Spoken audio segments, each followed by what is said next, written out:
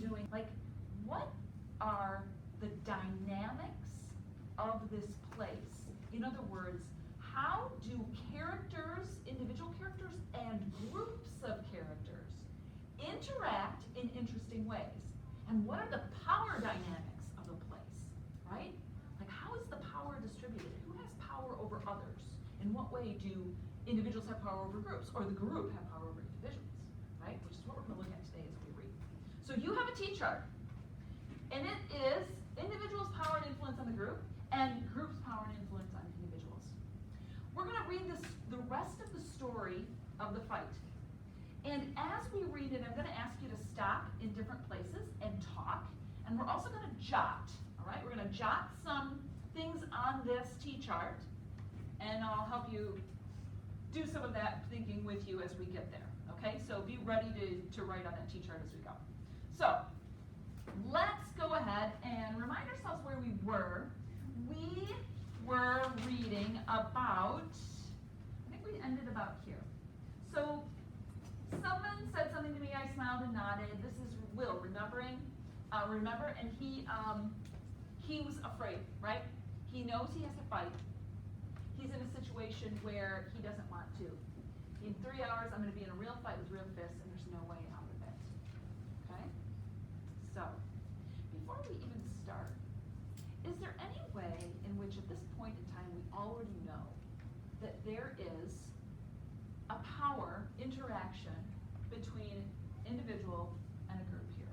Talk to your neighbor or talk to your partner about what that interaction already is.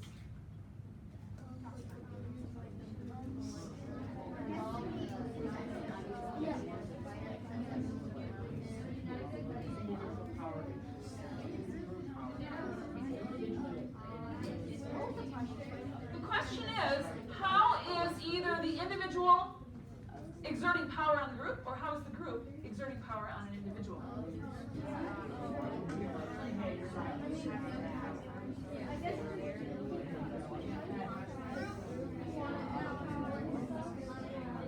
So here's what I wrote.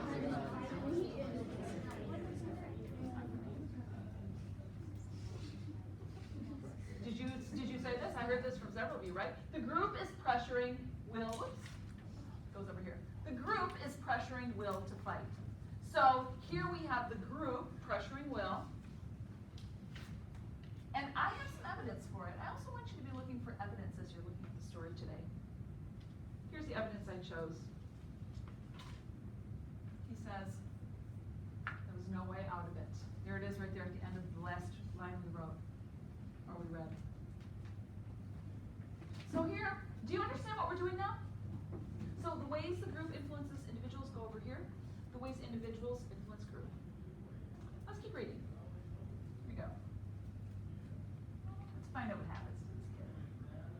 My biggest problem, I knew, was that I didn't hate Mike or even dislike him. I had no animal rage to ball my hands into fists and thrust them into action. No deep-seated envy or resentment to impel me toward him with the object of destruction. All I had was fear and pride, which is a pretty poor combination as far as fighting is concerned, because all pride could do was guarantee that I show up for the fight, and all fear could do was guarantee that I lose it. The rest of the day passed in a haze of anticipation and dread. I sat through my classes, a smiling, silent shell of my former self, and tried to look as casual and confident as possible. Now and then I would look up at the clock and realize that the fight was only 1 hour and 45 minutes away. 1 hour and 40 minutes away. I tried to tell myself that it might only be a one or two punch fight. That maybe Mike would throw a punch and I would throw a punch and we would both smile and throw our arms around each other and become friends for life. I knew that it would not be a 1 or 2 punch fight. No, it would be a fight to some extreme and horrifying limit.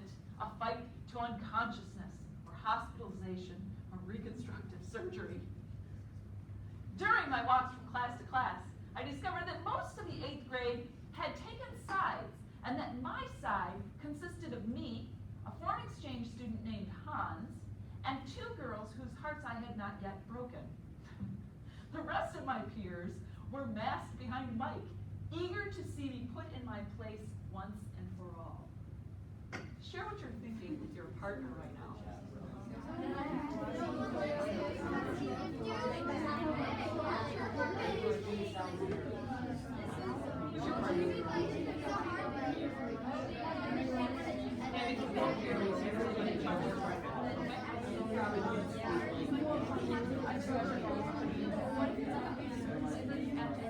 So, I don't know about you guys, but here's what I think about Will. Some of you said something like this, but here's how I would sum it up. I think that Will has some social power that he has misused in the past. That's what I think. Do you know what I mean by that? Like, he's been a kid in this school who had social power. You know the kind of kids I'm talking about, right? They're cool, they're popular, they're kind of leaders. They decide what fashion might be, what should be. They decide who's in the in crowd, who's in the out crowd. They decide who gets to be going to the dance and who has to stay home. You know what I mean? Okay. Here's my evidence for it. Did you see any evidence, by the way? What do you think I might say? They wanted to know his place. That's it. Eager to see me put in my place once and for all. That clues me in that this is a kid who has had individual power over the group also. So it's going both ways here. There's groups in that this group that's influencing him, but he's influenced the group in the past. So, what's going on? Are you ready to go on? Here we go. The last class of the day was shop. We were all told by our teacher, Mr. Bledsoe, to work on our special projects. My special project was a skateboard, so I began sanding its nose and trying with all my might not to think about the fight. It is said that there is nothing like working with wood to take one's mind off a problem. But it could also be said that there is nothing like a problem to take one's mind off of working with wood. No matter how intensely I sanded the nose of my skateboard, the fight was always with me, and the air around me seemed as thin as alpine or Himalayan air. I tried to tell myself that in 3 hours it would be all over, that I would be in my own house, in my own room, and the fight would be a memory. But 3 hours would not be enough if I lost the fight. A month would not be enough to heal my humiliation. What would be enough? I asked myself. 6 months? No. A year? Yes, a year would be enough. In a year I would be able to look back on this day and smile, or perhaps laugh. In a year the fight would be a distant memory, and I would be a different person, different friends, and new reasons to feel confident and proud. So I closed my eyes and asked God to please make it a year later, to please take me out of this year and place me in the next. With my eyes closed, I almost believed that time was racing past me, that eggs were being laid, chicks were being hatched, growing plump, laying their own eggs and dying. Unfortunately, when I opened my eyes, I knew that I was still 13, still in shop class, and that the fight was waiting to be fought. I thanked God anyway, guessing I had prayed the wrong prayer, looked at the clock, and saw that I had 10 minutes left. I did not even try to sand my skateboard those last 10 minutes. Instead, I drifted into a pleasant state of suspended animation where there was no joy, no fear, no pride, no regret. During this time, my pulse rate and respiration dropped. The blood in my veins slowed to a crawl, and I believe I stopped aging. And then the bell rang, and my time was up. What do you think is going on with Will now? How is he being affected by the situation? Have a turn and toss real quick.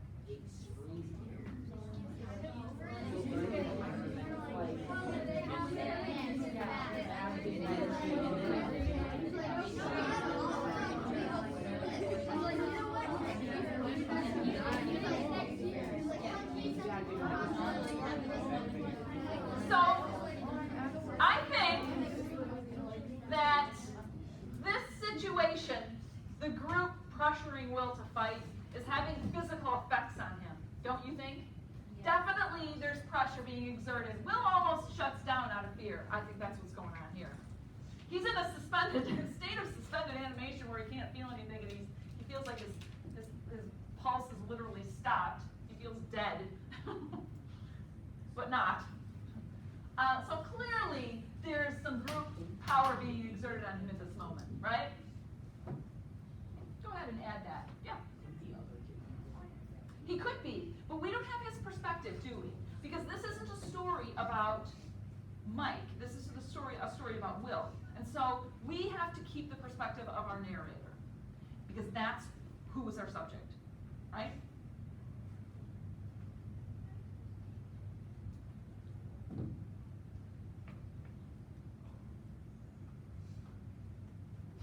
Let's keep reading. We were to meet in front of the school. When I got there, I saw a crowd of 50 or 60 people awaiting my arrival. Under different circumstances, I would have been pleased by the turnout. But the hopelessness of my position offset whatever theatrical lift I might have felt. I did, however, smile. I was, after all, the other half of the act, and was not about to look somber or scared or penitent for anyone. I saw Mike Dichter standing 15 or 20 feet away, looking as menacing as ever. He fixed his eyes on me for a moment, then kissed his girlfriend, Linda Lieben. I had foolishly broken up with Linda 10 months before. Now, as Mike was kissing her, she looked at me as though she would soon have her revenge. Then, before I knew it, someone said, "Let's go," and everyone started walking toward the park 2 blocks away. Strangely, I felt not like a boy on his way to a fight, but like a king on his way to the gallows. These were not my classmates before me, but peasants in revolt. My wife had already been beheaded, my children sold for horses, my servants set free. Turn and talk now. What kind of influence do you pick up?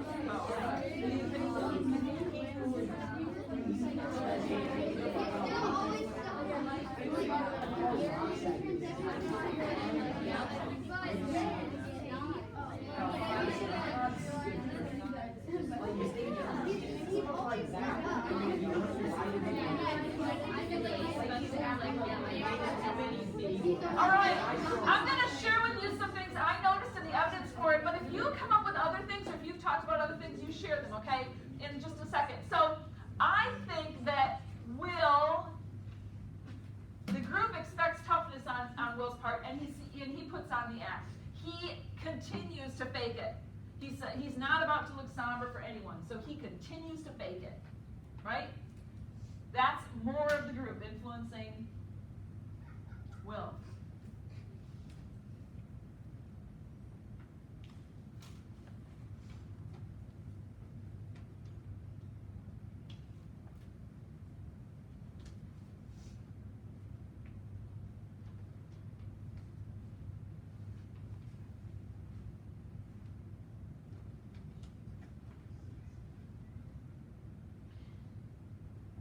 And I also think that this whole business that we just read, this metaphor, right? It's an extended metaphor where he's comparing himself to a king that's being overthrown, right? And his wife has been beheaded, and his kids have been, killed, and now he's about to go to the gallows himself, right? His classmates are like peasants in revolt. I think that shows also the group having influence on him, but I also think that it shows the influence that he's had on the group, don't you think? What do you think? Would you agree? What kind of influence has he had on the group? Why do you say negative, Liam? Because they're about to root for the other dude that's going to beat him. Right. What kinds of things in what ways do you think that he has influenced the group negatively? Do we have any evidence? Can we add something here? What were you going to say? I feel like he makes him feel like he's better than him. He makes him feel like worse. We get the sense that he feels he's superior, don't you think?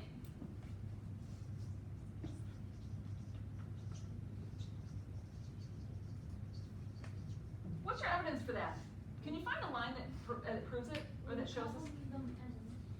He calls them the peasants. So that same piece of evidence kind of works for both. Is there anything else that we see that would support this? Liam? Earlier it says talking and listening to your own superior. In my own, yes, my own superior way, yeah, for sure.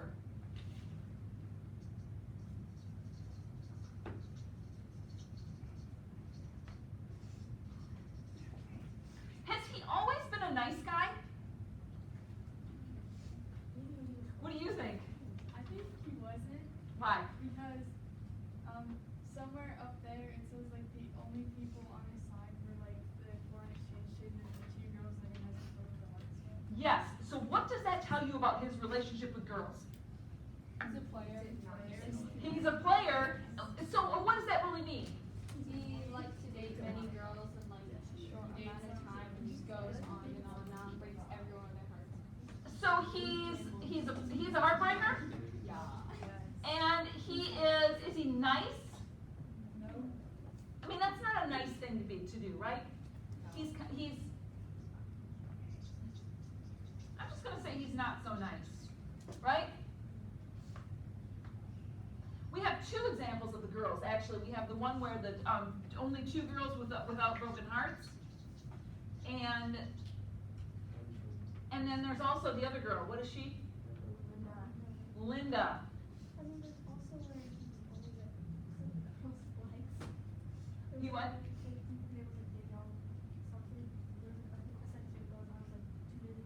That's right. Earlier on, that was in the reading from last week when we started the story, where he didn't have anything to do. He was just sitting around and he was too busy looking at the girl's legs, right? So that also gives us a sense also that he maybe he's a heartbreaker. He's not so nice, but he's maybe even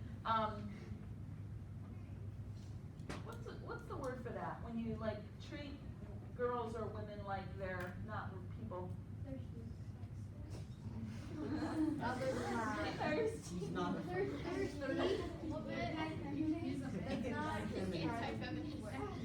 He's a sexist pig? Maybe. Yes.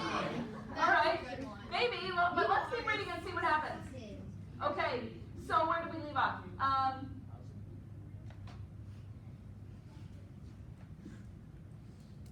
We went to, yes, my servant set free. I tried to put everything in perspective, to assure myself that it was only a fight, and that losing was no disgrace, and maybe I wouldn't lose. Maybe I was one of those people who did not know his own strength until he was confronted. Maybe, when I was facing Mike, some inherited ancient instinct would propel me toward his throat and give me the strength of 10 men. My father was certainly a powerful man. My father, at certain times, was one of the most powerful and frightening men I knew. Up to that moment, all I thought I inherited from him was his pride and his nose. But maybe once I was standing face to face with Mike Dichter, I would discover that I had inherited his blind rage and lion heart as well. When we got to the park, a short discussion about the rules of the fight took place. First, it was decided that kicking and biting should not be allowed. Then, that kicking should be allowed, but not scratching.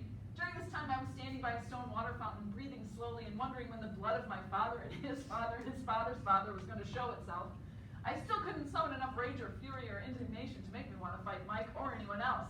All I could do was hope that I was subconsciously feeling those things and was merely biding my time. A fight's a fight, I heard someone say. No BS rules. The motion was contemplated, then carried. Everything allowed, no BS rules. Should we take our shirts off? I asked, hoping to postpone things a little longer. Whatever, someone said. Okay, so where do you see more power happening between groups and individuals? Talk about it for a moment.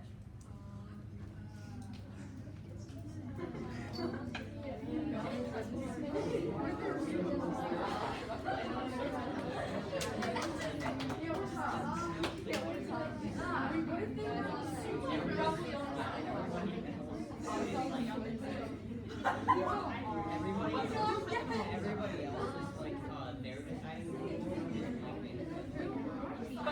But who decides this ultimately? Is it individuals? Are you sure? You're never gonna let go of that. The motion was contemplated, then carried. Yeah, Justin, what's going on? Motion, do you know like what a motion is in a meeting? Do you make a motion? Okay, let's stop for a minute. This is an interesting conversation that I've been having with Abigail because she asked this question, is the fact that, like, who's making the rules? Or is it the individual making the rules for the group, or is it a group making the rules for the individual? And I think there are some clues to the answer of that, to that. Because I looked at this line and I said, this motion, so the question was, they were talking, what should the rules be? Should we have, kicking or hair pulling? Is that yes or no? And then somebody said, a fight's a fight, I heard someone say. No BS rules. So no rules. Let's just all, anything's okay. This motion was contemplated, then carried. Everything allowed. So this suggests, you know what a motion is in a meeting, when you're in an official meeting and you make a motion? A suggestion. You're making an official suggestion. And when you're actually in a formal meeting, you'd raise your hand and you'd say, I'd like to make a motion to blah, blah, blah, blah, blah, to suggest. And then everyone would say, let's vote aye or nay. And then if it passes, then the leader of the meeting would say, motion carried. Motion carried, meaning, yes, we've all agreed to that. So the fact that the author has used the words motion and contemplated and carried, what does that suggest about where the power is? Is the power in the individual or is it in the group? Yeah, because it's a collective decision, isn't it?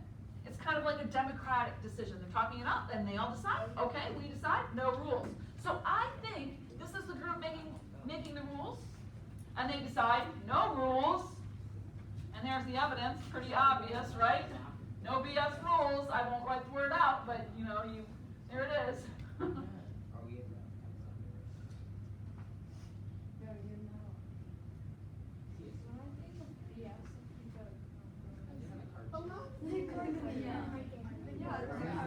It's actually Okay. bologna sandwich. How are we doing? Can you turn the page? They really should Let's say continue on no. your t-shirt on the back. No problem. So here we go. And with that, all the decisions were made, and there was nothing for Mike or me to do but face each other and fight. Tim Hamilton, our referee, walked us to a clearing and told us to shake hands and fight whenever we were ready. For a moment, Mike and I just looked at each other. Then Mike crouched a little, I do not know why, and began to circle me. I knew I should move in and attack immediately, but I was rooted where I stood. Fight, somebody said. And now Mike began to advance and kick, karate style. The kicks not only served to display his formidable kicking skills, but were also a superior defensive and offensive weapon. In order to get to Mike, I would have to find some way to get around his kicks. And in order to do that, I would have to be someone who knew how to fight. My only choice, therefore, was to look unworried and back up, which is what I did. Mike, however, was advancing steadily, which meant that I could either continue backing up until I reached the bus stop on Santa Monica Boulevard, or stand my ground and see what happened. Pride demanded that I choose the latter, just in time for Mike to kick me on the thigh. I turned sideways to present a thinner target, bent my knees a little, and took a hard kick to the ribs. So, stopping here for just a second, I'm going to just add to this. I think there's more evidence here that Will is being influenced by the group. Don't you agree? I think that he is needing to be accepted, to look unworried. There's my evidence. Pride demanded I choose the latter.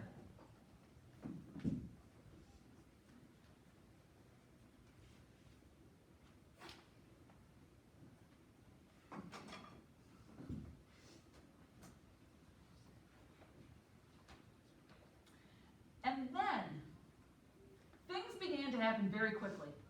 In an instant, Mike was on me and my legs buckled and we were wrestling on the ground. In an effort to prove that I could fight as dirty as anyone, I gingerly grabbed his groin and discovered that I had neither the will nor the strength to squeeze. So that's how you want to play, Mike said, grabbing my groin a good deal less gingerly and wrestling me onto my back. Somehow, I was able to get out from under him, and a great deal of grappling, kicking, scratching, and punching ensued while the crowd yelled for either Mike or me to do something that I could not quite make out. Then I saw blood on my shirt and wondered who was bleeding. Before I could find out, Mike was on top of me and my arms were pinned under his knees and he was hitting me very hard in the face. Curiously, I hardly felt the punches. All I felt was the dull impact of the blows, and all I heard were the shrieks and hollers of the crowd, along with the thump, thump, thump of fist-hitting cheek, ear, chin, forehead, and occasionally mouth. For some reason, I was very relaxed. Perhaps because I my own glory and egotism for 3 years. The check was bound to come. Could you add something? Right now? To our chart? Karma. Karma, right? For sure. So where we would go over here, wouldn't it? Let's do it.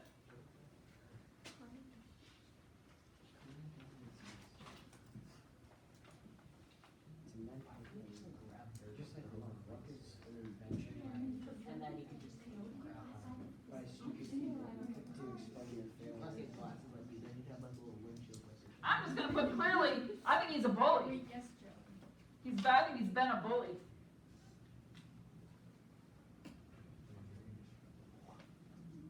Feasted on my own glory. I think that sounds like a great line.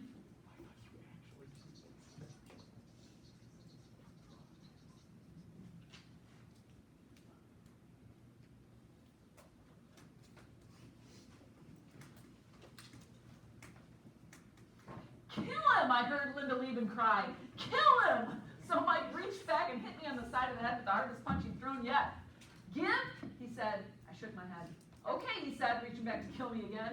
He repeated this 8 or 9 times, and after each punch he said, give, and I said, no. I shook my head, and he reached back again. And then, for an instant, I had had enough. For one brief moment, the blood of my father and his father's father welled up within me, and I put my hands under Mike's knees, lifted him up in the air, held him there, and threw him off me. Dang. The crowd gasped, and for a moment, Mike looked surprised, even scared. I stood up to my full height, and the full height of my pride and dignity, but I did not know what to do next. I was no more willing to fight now than I had been before. And the moment passed, and my fury added. And before I knew it, Mike was on top of me, picking up where he had left off. Soon, I could not distinguish one punch from another, and my ears burned, and the noises around me seemed to be coming from the other end of a hollow tube. I saw glimpses of faces, but I did not see friends or former friends. All I saw was a crowd, and all I heard was a crowd's noise. I knew it was all over. The love notes, the phone calls, the envy and adulation. Every punch robbed me of another friend, another heart, another follower. From here on out, it would be just me and my TV and my memories of glory. And then, one by one, or two by two, the lights went out in my mind, and Mike's legs were around my stomach, and I couldn't breathe. Give, he said. I shook my head. He squeezed harder. Give! Why not? The last light in my mind said, all I'm giving him is the fight. So I gave. Gave him the fight, the love notes, the phone calls, the envy, the adulation, and the arrogant hull of who I had been. For a moment, I felt very light, almost weightless. Now, talk to your neighbor about what you're thinking about this stuff, power and influence. Go.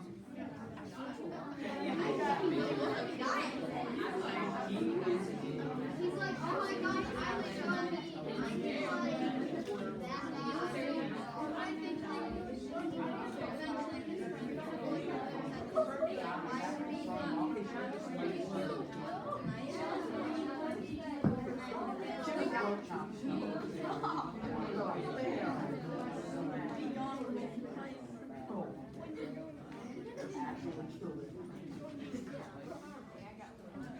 So, I added some things that I thought of, but you're welcome to add other things that you saw because there's a lot more in this story than just the few things I picked out.